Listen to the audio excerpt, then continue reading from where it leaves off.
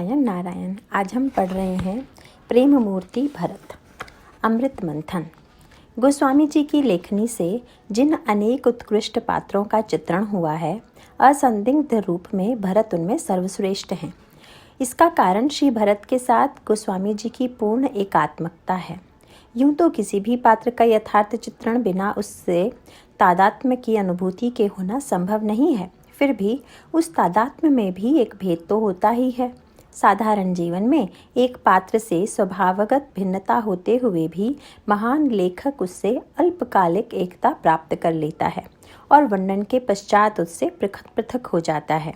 पर हम दूसरी ओर किसी ऐसे पात्र की कल्पना करें जिससे उसकी एकता सार्वकालिक हो, जो साहित्य में ही नहीं उसके जीवन के प्रत्येक क्षेत्र में लेखक का चिरसंगी हो, जिसकी प्रत्येक क्रिया में स्वयं साहित्यकार का जीवन साकार हो उठे। वस्तुतः यही तादात्म्यपूर्ण होता है। तब स्वभावतः ऐसे पात्र का चित्रण अद्वितीय होता है। मानस के श्री भरत से गोस्वामी जी का तादात्म्य ठीक इसी प्रकार का है।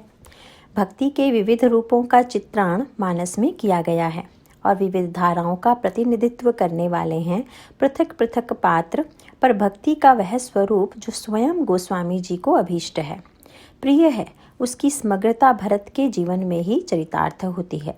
स्वयं अपने लिए उन्होंने जिस जीवन दर्शन का आश्रय लिया, साधन की जिस प्रणाली को अपनाया, वह भरत चरित्र में निहित है। वस्तुतः गोस्वामी जी जिस समन्वयी प्रणाली के समर्थक हैं, उसका मूल स्रोत भरत चरित्र से ही लिया गया है। भरत चरित्र में कर्म, ज्ञान और भक्ति की जो त्रिवेणी प्रवाहित हो रही है, वह अनोखी है। देखा यही जाता है कि इन तीनों में से किसी एक की स्वीकृति व्यवहारतः अन्यों की अस्वीकृति बन जाती है। कर्म और कर्तव्य की दुहाई देने वाला भक्ति की उपेक्षा करता है, क्योंकि ऐसा लगने लगता है कि दयालु ईश्वर की स्वीकृति से कर्म की वह सजग प्रेरणा समाप्त हो जाती है, जो निजकृत कर्म भोग सब भ्राता के स्वीकार करने पर बनी रहती है। अतः बहुधा कर्तव्य परायणता का आग्रही भक्ति को दुर्बल व्यक्ति का धर्म समझता है। दूसरी ओर भक्ति पथ का पथिक दयालु ईश्वर से जिस आशा का संदेश और आश्वस्तता की अनुभूति पाता है, वह कर्म सिद्धांत की कठोर प्रक्रिया से विरत बना देता है। ज्ञानी भक्त और कर्म परायण दोनों को ही सत्य से दूर केवल कर्म बंधन और भावना में पड़ा हुआ मान लेता है। वस्तुतः इन तीनों के समन्वय का अभाव व्यक्ति के जीवन को किसी न किसी अंश में दुर्बल बना देता है, पर इन तीनों के एकत्रीकरण में व्यवहारतः कठिनाइयाँ भी कम नहीं हैं। एक समस्या तो यही है कि इन तीनों में इस या उसकी स्वीकृति किसी सत्य को दृष्टिगत रखकर नहीं की जाती। स्वीकृति में भी स्वभावगत संस्कार मुख्य होते हैं। इसका एक भयावह परिणाम होता है।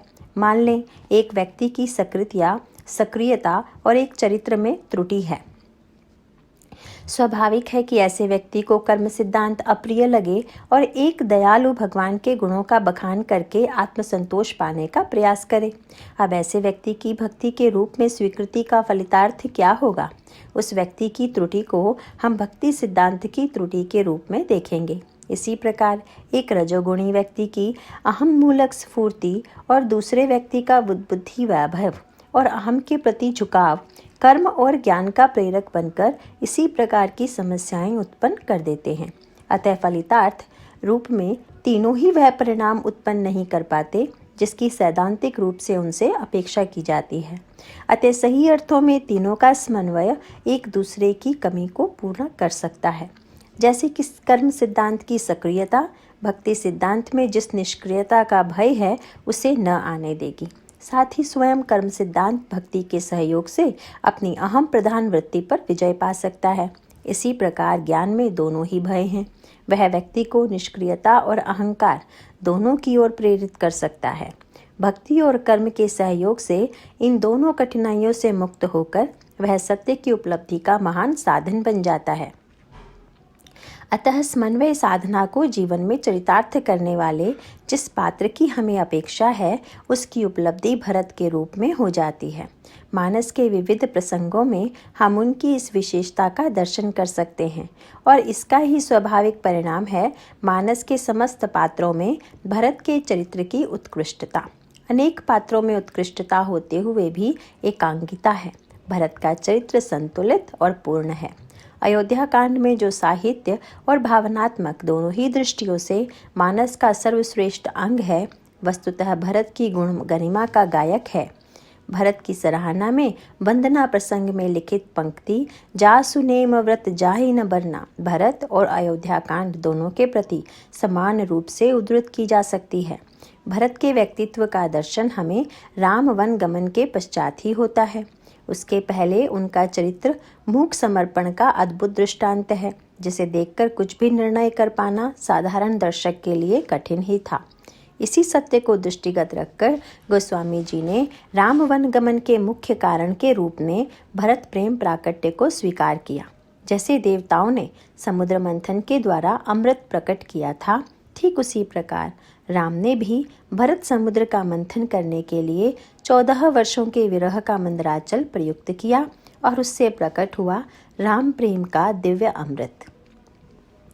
प्रेम अमीय मंदरु विरहु भरतु पयोधि गंभीर मथि प्रगटेउ सुर साधु हित कृपा सिंधु रघुबीर। प्रस्तुत पुस्तक में इसी अमृत मंथन की गाथा है। शैली भावना प्रबल है और एक विशिष्ट भाव स्थिति में लिखी भी गई है। नारायण नारायण।